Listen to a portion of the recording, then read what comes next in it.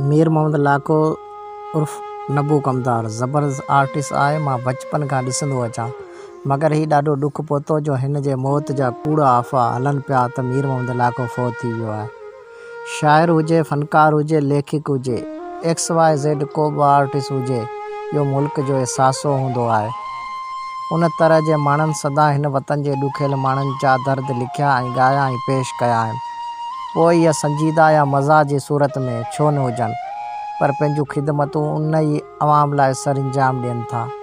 ॼण त उन्हनि माण्हुनि हिन क़ौम जे तकलीफ़ुनि जो ठीको खणी छॾियो आहे, पर बदिले में उन्हनि खे ॾुखायो वञे, दिलकशता कयो वञे त शर्म जहिड़ी ॻाल्हि आहे। ही माण्हू के लखपति करोड़पति न आहिनि। हिननि माण्हुनि पंहिंजा ॿचिड़ा लंगर ते सुम्हारे, बुख ते सुम्हारे बि तव्हांखे मुर्कूं ऐं उमेदूं ॾिनियूं आहिनि।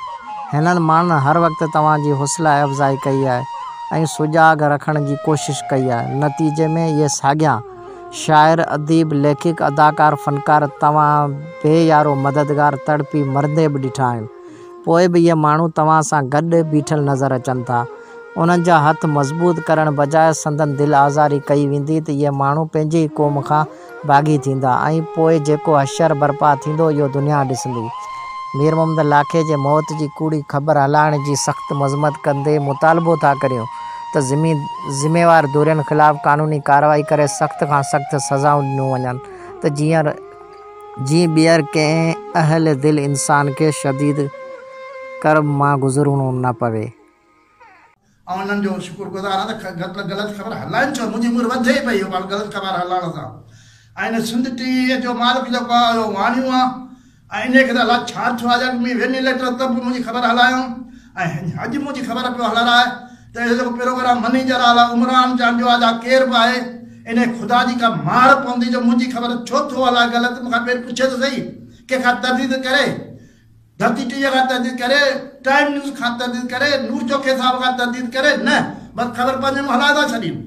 त अलाह कुझु रखे माना चाॾा पहिरीं त कंहिंखां पुछंदो कर, कंहिंखां फ़ोन कंदो कर, पोइ सिंध न्यूज़ ते ख़बर हला, आंदे ख़बर हलाईंदे त पोइ आउं केस कंदोमांइ, ॿुधाए थो छॾींदुमि तुंहिंजे पूरी सिंध न्यूज़ ते आउं केस कंदोमांव त तव्हां ग़लति ख़बर था हलायो, ग़लति ख़बर न हलाईंदा। जेको फेसबुक आहे अलाह ख़ुशि रखियो हथ बसि, जंहिंजो त अचनि तंहिंखे मारे बीठा आहिनि। मामा लालू खे मारियूं, कॾहिं कंहिंखे था मारीनि, अॼु मूंखे मारे छॾियो अथनि। त यार ख़ुदा जो वास्तो त अलाह ख़ुशि रखंदो, रब पाक रब आलमीन तव्हांखे अहिड़ियूं ख़बरूं न हलायो बाबा। ॿियो